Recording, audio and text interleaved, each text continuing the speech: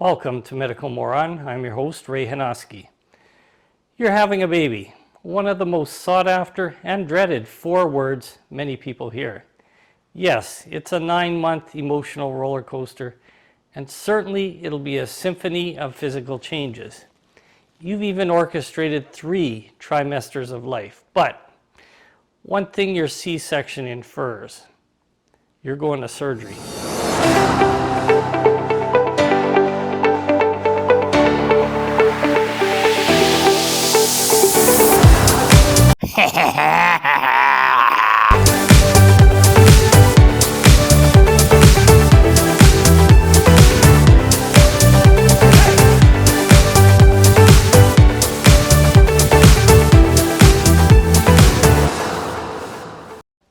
If you've had a C-section in the past, you're no rookie.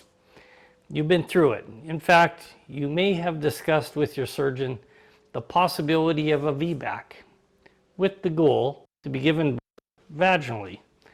So you ask yourself, why this trial of labor after a C-section? There's a few good reasons. Firstly, there is no abdominal surgery. That's good. Reduced possibility of infection and a quicker recovery. Both of those are good. Then you ask yourself, do I need a C-section? Well, maybe. Usually it doesn't become obvious until birthing.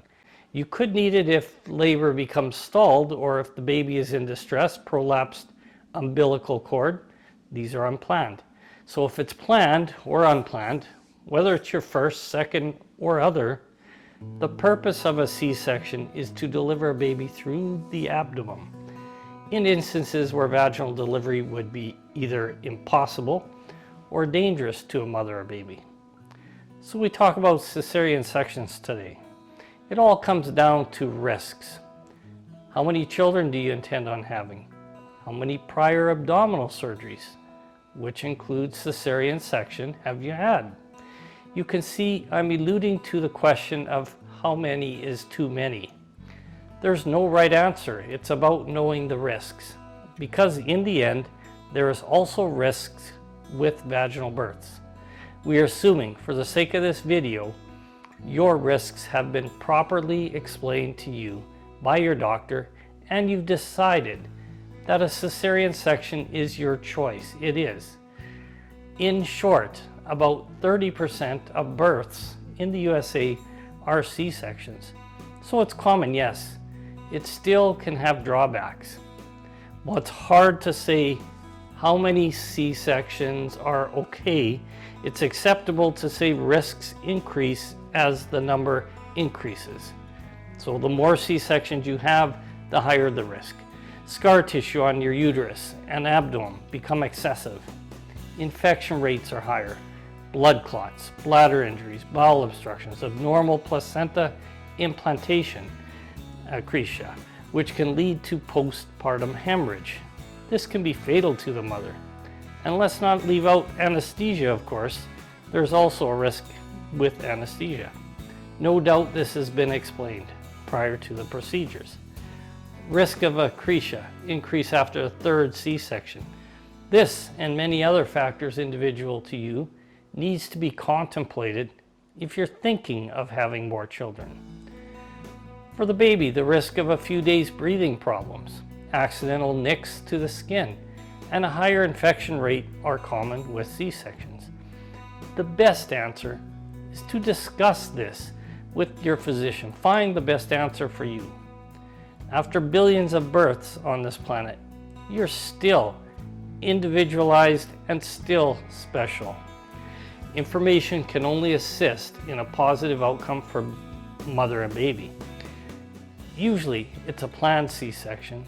If carrying multiples, placenta previa, you have a health issue, heart or brain condition, or if you have active genital herpes, mechanical obstructions, large fibroid, pelvic displacement, hydrocephalus, abnormal baby positioning in the birth canal. Well, that's a lot of talking. So you finally made it to the hospital. It's time to initiate that special someone into the world. You check in at the front desk and are whisked off to obstetrics. You receive an IV, answer many questions, and are brought into surgery. Most C-sections are done under regional anesthesia. An epidural, regional block is recommended, since this has the least chance of causing fetal depression. The block numbs only the lower part of your body, allowing you to remain awake during the procedure.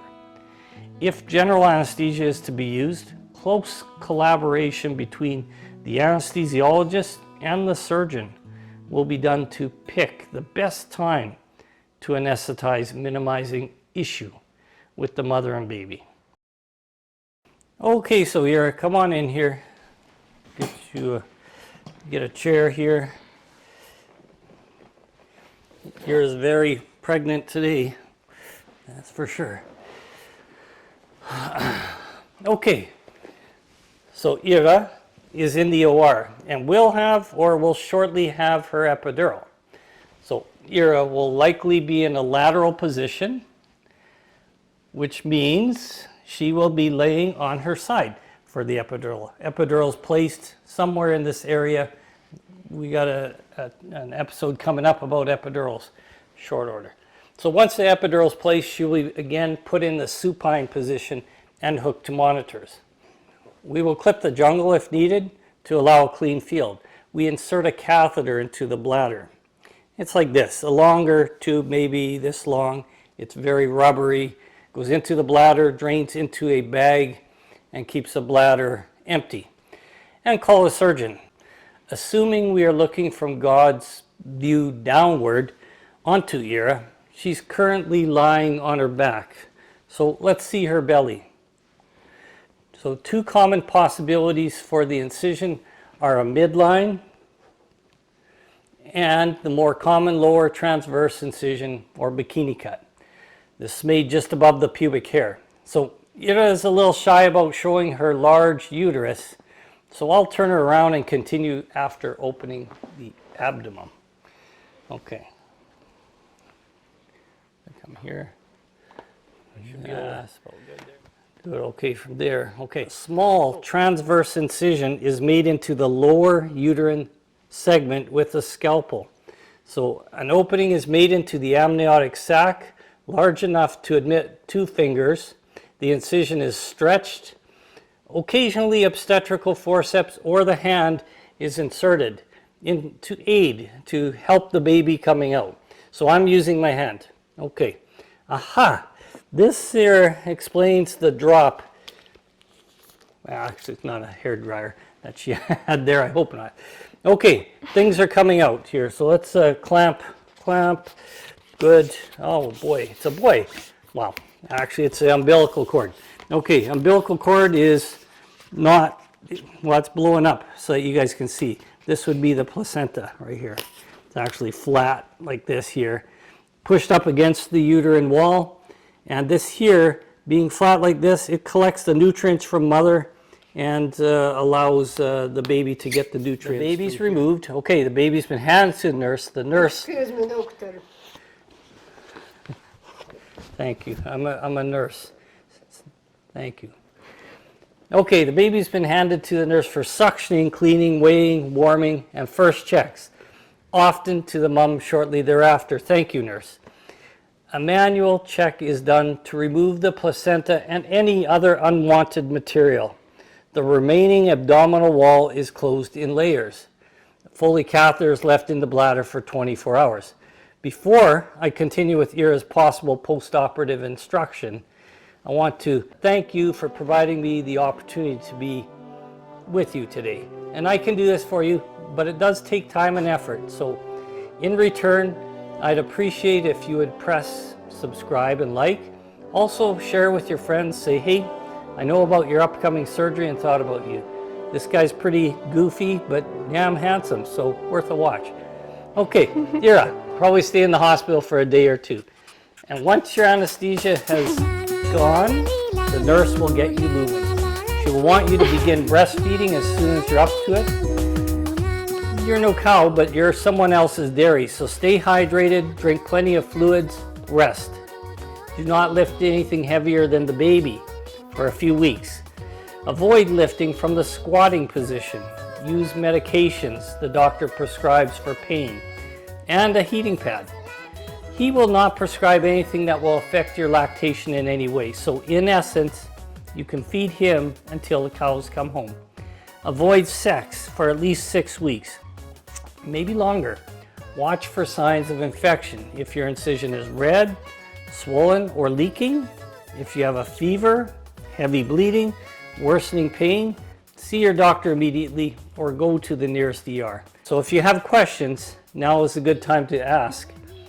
Ira, do you have any questions? No, but I think my baby pooped. No. Okay, well, take care of little Igor and paka paka. Where's the other real catheter?